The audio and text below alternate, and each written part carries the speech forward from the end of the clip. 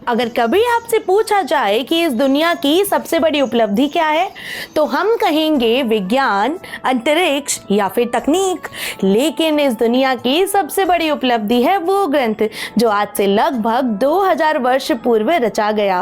वो ग्रंथ जो आज की मॉडर्न डे सोसाइटी का साइकोलॉजिकल क्योर है। जी हाँ, हम बात कर रहे हैं उस महान दिगंबर ग्रंथ की जो आचार्य कुंद ने आज से लगभग 2000 वर्ष पूर्व लिखा, और उसका नाम है समय सार। उत्कलम कम्मम कुब्बई जदी सो कम्मम करे अप्पा नाम।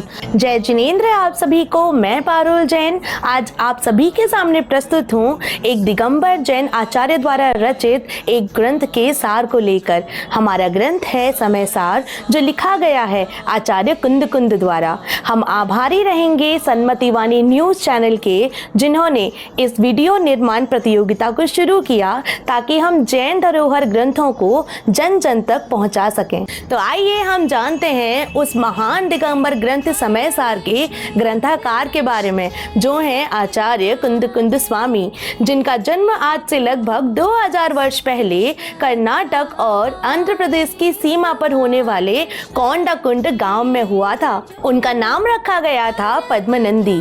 मात्र 11 वर्ष की आयु में उन्होंने घर संसार को त्याग कर दीक्षा ले ली और आगे चलकर वो आचार्य बने।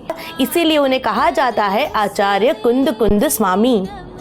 कहा जाता है आचार्य कुंद स्वामी अपनी गहरे तप और साधना के बल पर सशरीर विदेश क्षेत्र पहुंचे थे, जहां पर उन्होंने सीमंदर स्वामी के शमप शरण में बैठकर उनकी दिव्य वाणी को सुना, और वहां से आकर उन्होंने पंच परमागम ग्रंथों की रचना करी। आचार्य कुंद कहते हैं कि हमारा शरीर बीमार हो सकता है, बूढ़ा हो सकता है, जवान हो सकता है, लेकिन हमारी आत्मा न तो कभी बूढ़ी होती, ना ही कभी जवान होती। आत्मा तो सबसे शुद्धात्म रूप है। आत्मा आदि अनंत है। समय सार कहता है कि हमारी आत्मा एक मिरर की तरह है।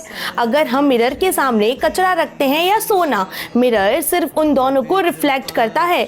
मिरर न तो कभी कचरा बन जाता, ना सोना बन जाता। ऐसे ही हमारी सक्सेस और हमारी फेलियर्स हमारी ट्रू आइडेंटिटी डिसाइड ही नहीं करती। हमारी ट्रू आइडेंटिटी हमारी आत्मा डिसाइड करती है।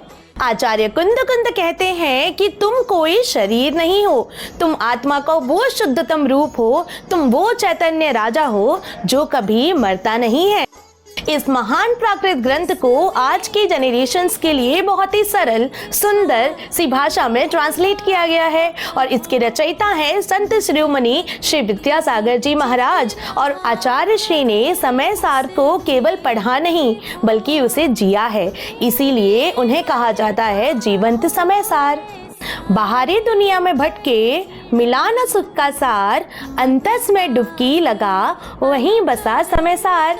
जय जिनेंद्र।